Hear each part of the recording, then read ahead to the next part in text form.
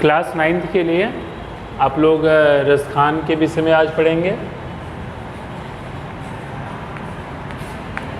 ये class 9th के लिए आज आपका बच्चों नया लेसन स्टार्ट कर रहे हैं रसखान। रसखान के सिलेबस में आपको पढ़ना है उनका सवैये। असल में सवैये शब्द बहुवचन है, सही होगा इसका सवैया। सवैया क्या होता है? एक तरह का छंद होता है। आप देखेंगे बच्चों कि भक्ति काल के क्षेत्र में बहुत से संप्रदाय बने और जितने भी भक्त कवि हुए वो किसी न किसी शाखा से जुड़े हुए थे। लेकिन रसखान मीराबाई जैसे जो लेखक हुए ये संप्रदाय से मुक्त थे या किसी संप्रदाय से जुड़े हुए नहीं थे। तो आप यहाँ पर देखेंगे कि यह कृष्ण की भक्ति में डूबे हुए कवि हैं और कृष्ण को ही अपना आराध्य मानते हैं। रसखान के विषय में एक चीज़ और जान रखिएगा कि रसखान का वास्तविक नाम सैयद इब्राहिम था। सैयद इब्राहिम ही आपके साहित्य के क्षेत्र में रसखान, जिसे आप कह सकते हैं रस की खान। इनकी कविताएं आप पढ़ेंगे तो आपको बहुत आनंद मिलेगा। देखिए बच्चों, इस पंक्ति में रसखान कहते हैं उनको पुनर्जन्म की अवधारणा पर विश्वास है कि आदमी अपने कर्मों के आधार पर ही मनुष्य, पशु पक्षी, पत्थर, पेड़ पौधे किसी रूप में जन्म पाता है। वह कहते हैं वह ईश्वर से आराधना करते हैं, वह किसी भी दशा में कृष्ण के समीप चाहते हैं, वह कृष्ण के पास रहना चाहते हैं। वह कहते हैं कि हे ईश्वर, मानुष हो तो वही बसो ब्रज गोकुल गांव के ग्वारन, जो पशु हो तो कहाँ बस मेरो, चरो नित्यानंद की धेनु मझारन। पाहन हो तो वही गिर को, जो कियो हरि छत्र पुरंदर धारन, जो खग हो तो बसेरो करो, मिल कालिंदी कुल कदम की डारन।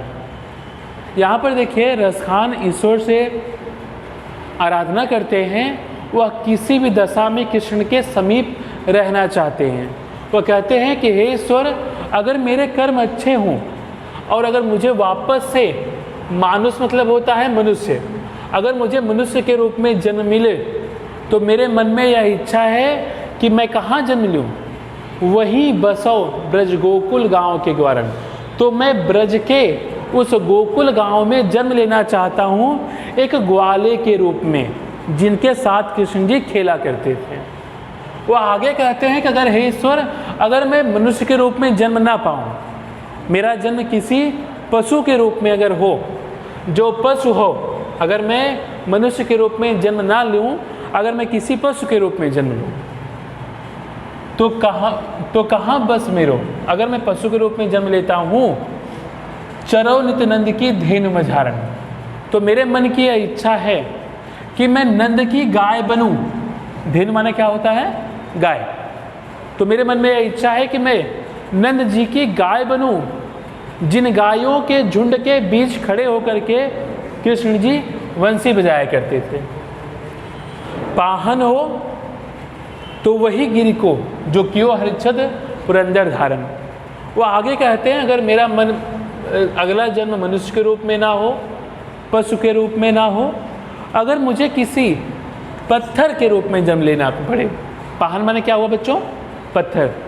अगर मुझे किसी पत्थर के रूप में जन्म लेना पड़े तो मेरी मन में यही इच्छा है वही गिर को, मैं उसी गोवर्धन पर्वत का पत्थर बनूं, जो कियो हरिछत्र पुरंदर धारन, जिसे इंद्र के प्रकोप से बचाने के लिए गोकुल वालों को भगवान श्री कृष्ण ने अपने उंगली पर धारण किया था।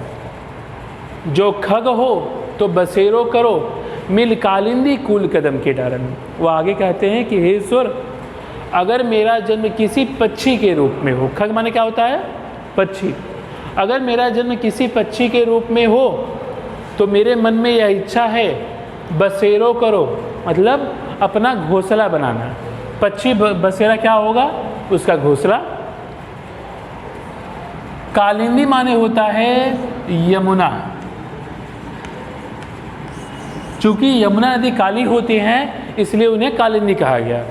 कुल माने होता है किनारा, यानी यमुना का किनारा। कदम, कदम एक पेड़ है, वो कहते हैं अगर मेरा जन्म किसी पक्षी के रूप में हो तो मेरे मन में यह इच्छा है कि मैं अपना घोंसला यमुना नदी के किनारे कदम के पेड़ की डाल पर बनाऊंगा, जिसके नीचे खड़े होकर के कृष्ण जी बंसी बजाया करते थे। इस तरह से बच्चों आपका एक सवैया कंप्लीट हुआ। अब आप दूसरा सवैया पढ़िए।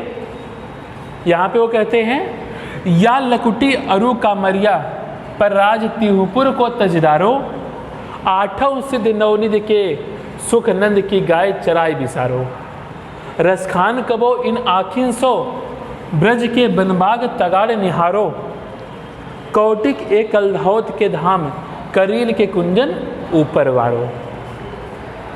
यहाँ पर आपने पहले पद में पढ़ा कि वह कृष्ण का समीप चाहते हैं, वह कृष्ण के समीप रहना चाहते हैं। वह इच्छा उनकी यहाँ आगे भी दिखाई देगी।